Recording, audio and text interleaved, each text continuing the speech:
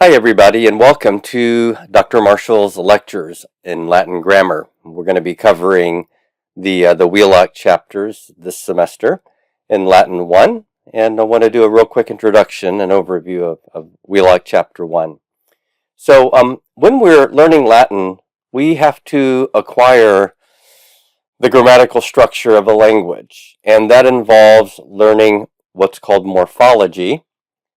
And I'll make that a little bit bigger so we can maybe see it a little bit better. Morphology is a fancy linguistic term that just describes the study of how words are formed. Words are built up of parts or constituents, and there are rules that govern how you form words. And linguistics and language studies is interested in determining how it is. What are the rules governing how you form words? That's morphology.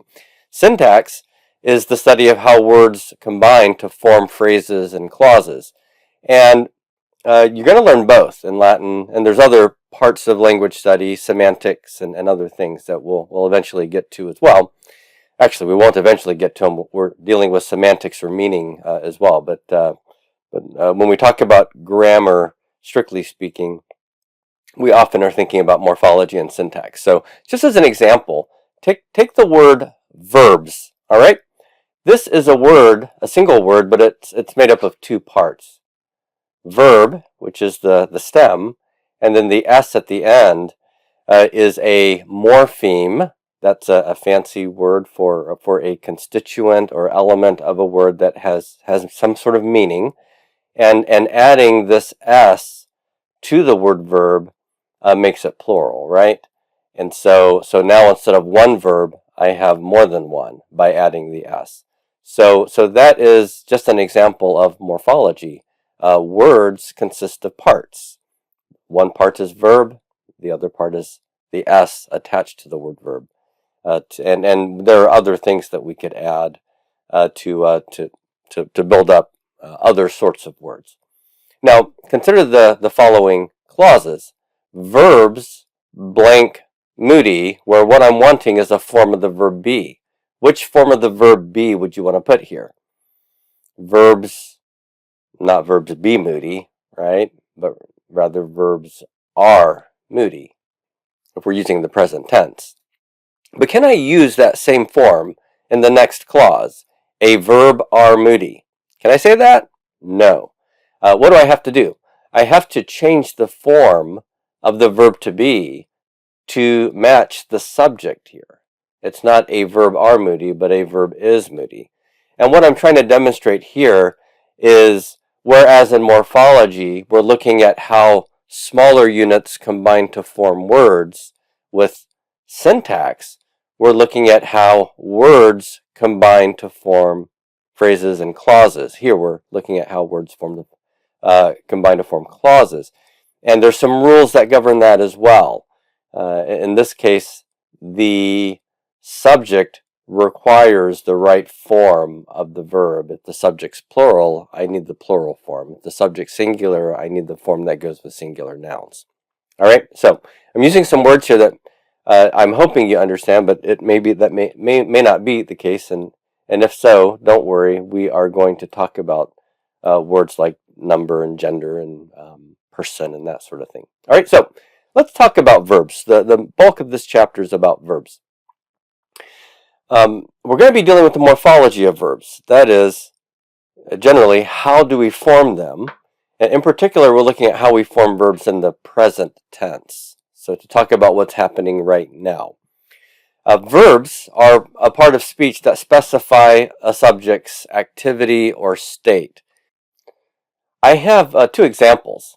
I have the subject and the verb in each of these sentences. John runs. There, the verb run is specifying the subject's activity.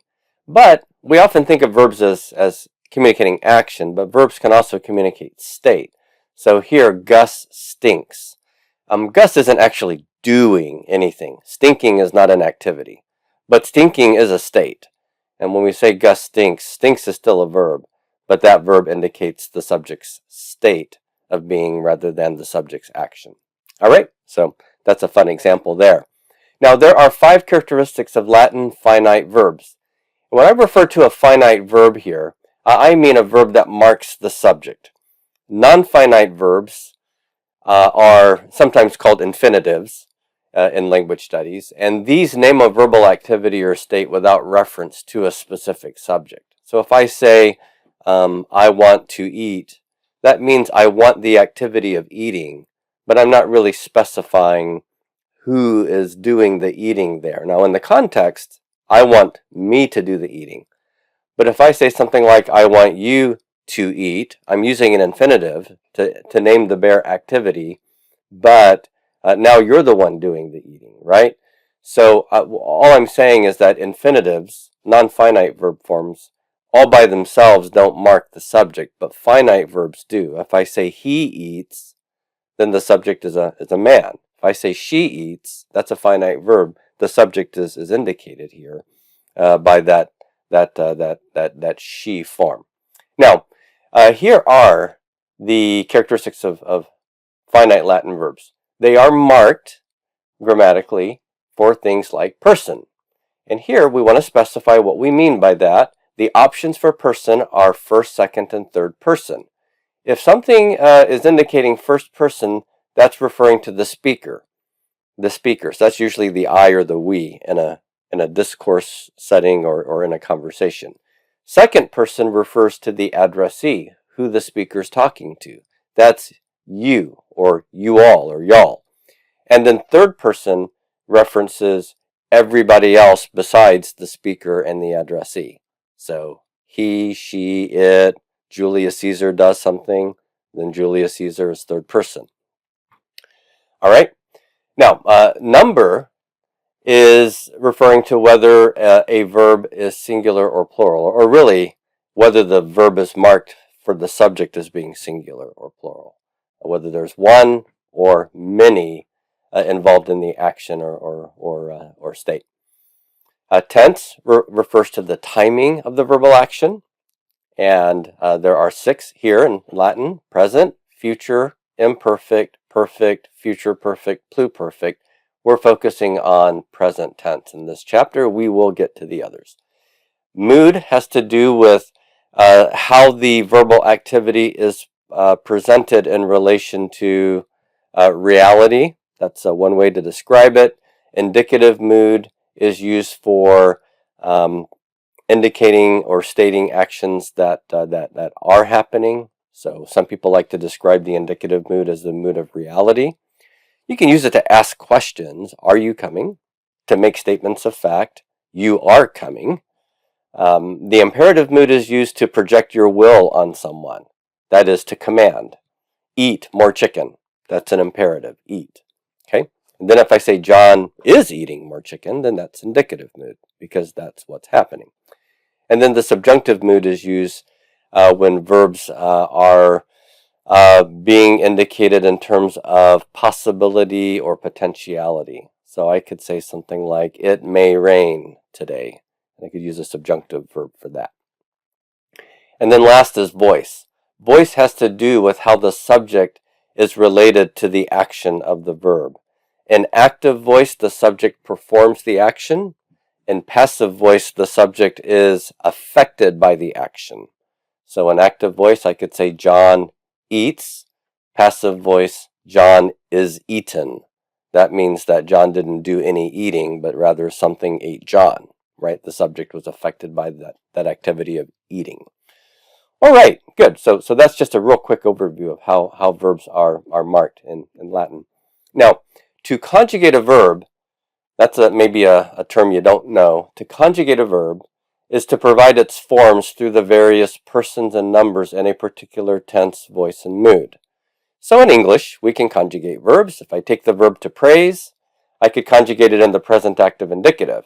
And I'd be working through the persons, first, second, third, and the number, singular and plural. All right?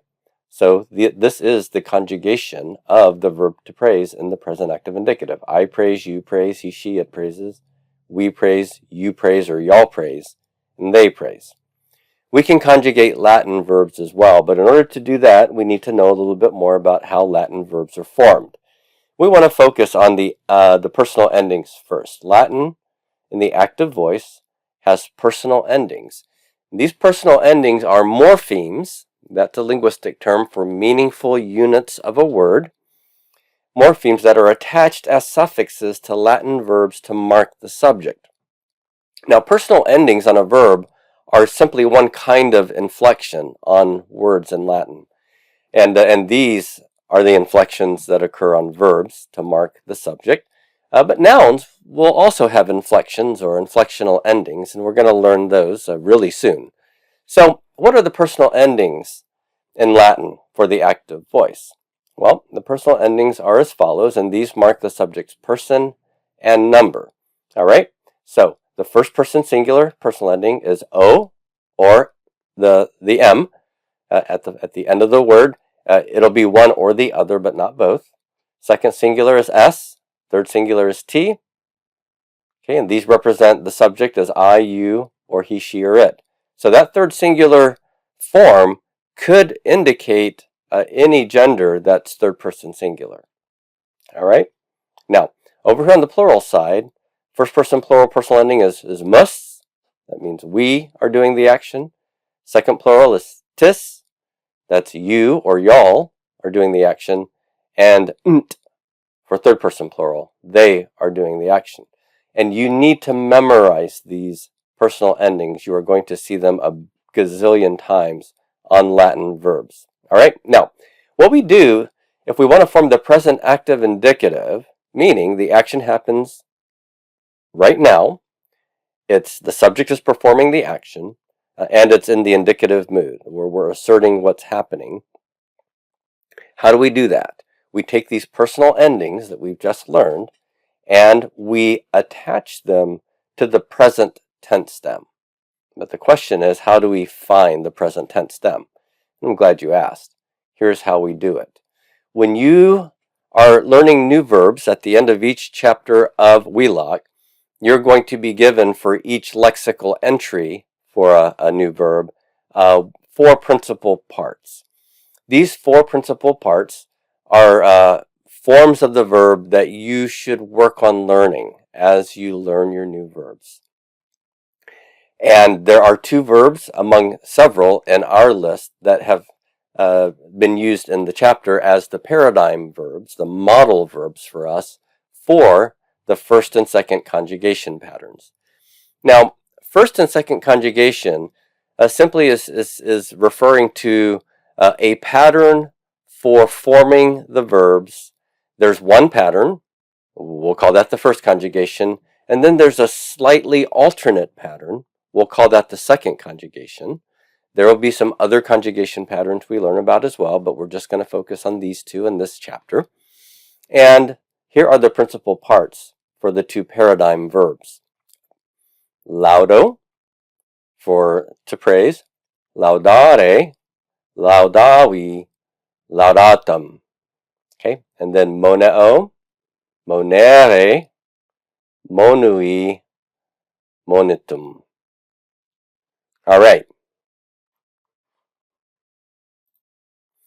This first column, the first item in our principal parts, is the present active indicative and first singular. Okay, so it's the first person singular form. The second column of the principal parts indicates the present active infinitive. So here's how we get the present stem to which we'll add the personal endings to form the present active indicative. How do we do that? Well, we go to the infinitive, which is the second column here. Okay, and we're going to drop the re form at the end. So laudare, we're going to drop the re there, and then that's going to leave us with a stem vowel, and that is going to be the thing to which we add the endings that we've just learned. Now, if the stem vowel, the vowel which is at the end of the verb stem, once we drop the re ending for the infinitive, if that's a long a, an ah, then the verb's going to follow the first conjugation pattern. And all verbs with the infinitive with the long a as part of the vowel stem, all of them will follow the same pattern, the first conjugation. Now, if the stem vowel is the long e, a, then the verb follows the second conjugation pattern. So, what is the present stem of laudare? Well, how do we find it? We go to that infinitive, drop the are, and we get lauda, right? That's our present stem. And with monere, we drop the are, and what do we have? We have monet, right? And then we're just going to add the personal endings directly to that. Which conjugation patterns do these follow? Lauda follows first conjugation, monet with the long E follows the second conjugation. All right? So now let's take a look at what the paradigm will be for our first conjugation verb laudare. And any first conjugation verb is going to follow this pattern. We're taking these personal endings, adding them to the present stem. Once we've dropped the re infinitive ending, so we're left with lauda. So we have first of all laudo. And let me have you repeat after me. Laudo. And you can gloss this in English. A gloss is just a quick translational equivalent. I praise, I am praising, or I do praise. And so each of these English ways of rendering the Latin term could be in the form of what's called the simple present, I praise, the progressive present, I am praising, or what is sometimes described as the emphatic present, I do praise. The emphatic present doesn't always mean emphatic. Sometimes it can. So if I say, you don't praise, someone says, oh, I do praise, right there the use of do is emphatic. But we also have to use the auxiliary verb do when we're asking questions. Do you praise? Do I praise? And there the use of do is simply required for English in order to ask questions of a yes-no variety. Do I praise? Yes or no. And there the use of do has nothing to do with emphasis. So I just want to make it clear that even though this is often called the emphatic present, it doesn't necessarily mean emphasis is involved all the time. All right. So again, laudo, and then laudas, you praise, are praising, do praise. Laudat, he, she, it praises, and so forth. And then our plural forms, laudamus, we praise, are praising, do praise. Laudatis, you or y'all praise, are praising, do praise. And laudant, they praise, are praising, do praise. Notice here that a couple of things. Number one, you have these long A's in some of the forms for the stem vowel. Laudas, for example. The A has been obscured through contraction with the O ending. So all you see is the O. You don't see the stem vowel. Then it's short here at third singular. We have long A's here in first and second plural, but a short A in the third plural. I'll make a note about that in just a minute. Now our second conjugation verbs are verbs whose stem vowel end with a long E. Moneo has the long E, and it becomes short here in the first person. So let's recite these together. You can repeat after me. Moneo, I advise, am advising, do advise. Mones, you advise, are advising, do advise. This is you singular. Monet, he, she, or it advises, is advising, does advise. Monemus, we advise, are advising, do advise. Monetus, you or y'all advise, are advising, do advise. Monent, they advise, are advising, do advise. Okay, so remember, our different persons and numbers are being reflected by the different subjects that these personal endings mark for us. And remember, second conjugation verbs have a stem that end with this after you've chopped off the re infinitive ending. First conjugation verbs have a stem that end with the long A after you've chopped off the re infinitive ending. Laudare, monere. Okay, just a few comments here about these stem vowels when they're short. The stem vowel does shorten in three situations, and these are listed in Wheelock. When the stem vowel is followed by another vowel, it will shorten. if it's followed by a word final consonant T, R, or M sound, then it will shorten. So you'll see examples here with moneo. Notice we have a vowel here, the long E followed by another vowel, then the long E has shortened. With word final T. Here a T is the final letter of the word. It will cause that vowel to shorten. And then this third example, I misspelled here,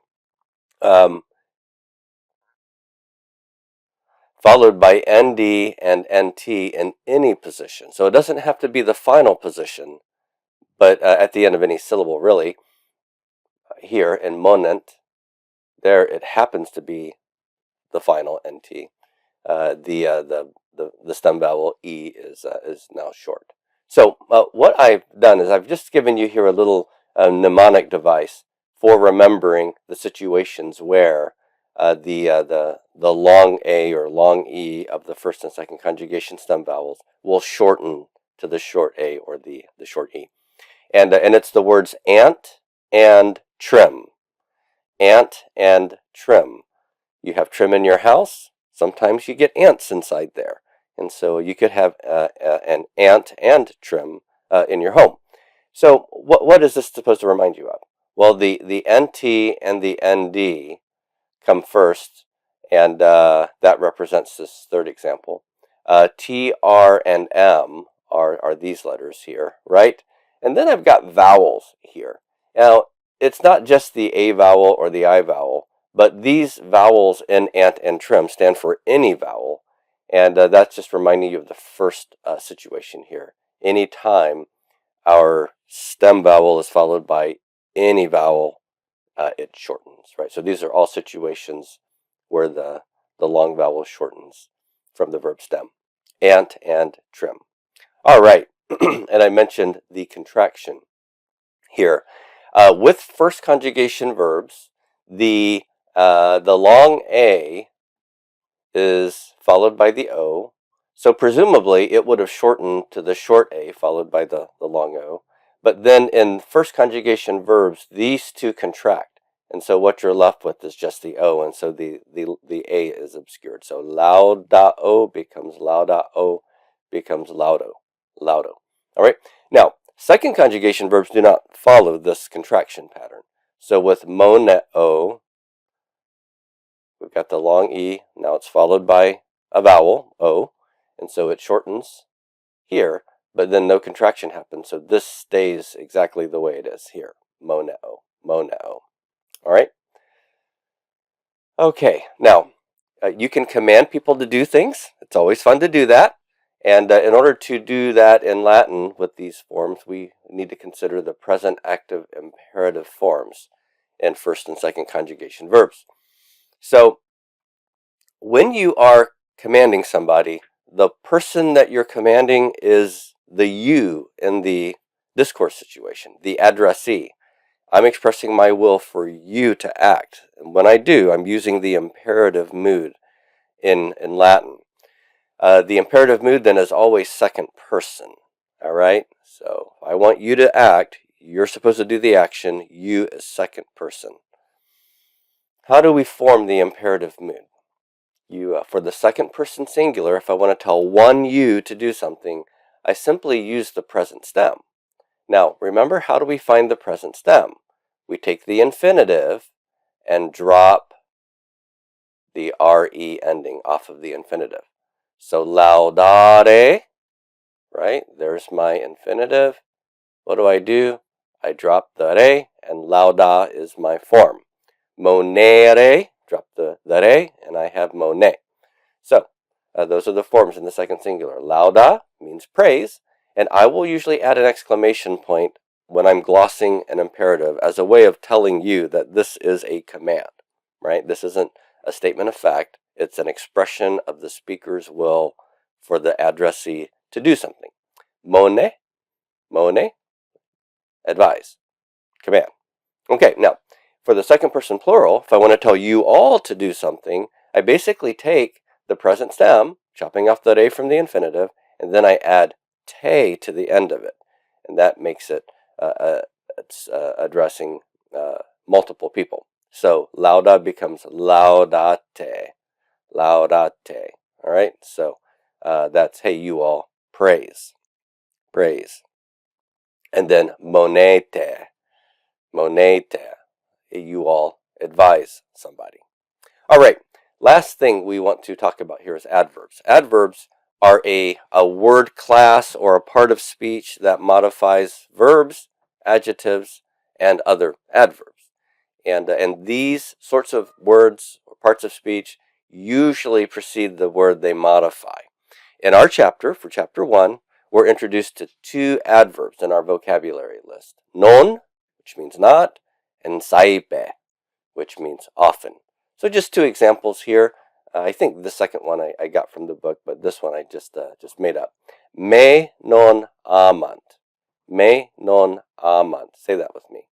Me non amant. And amant is using the nt ending here, so that's they, and the verb is from amo, amare, to love. They love. Non, they do not love. And then me here is a vocab word for me as the direct object. They do not love me.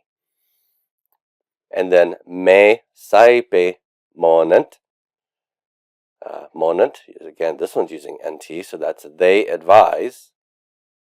Saipe, often, they often advise. And then me is my direct object again. They often advise me.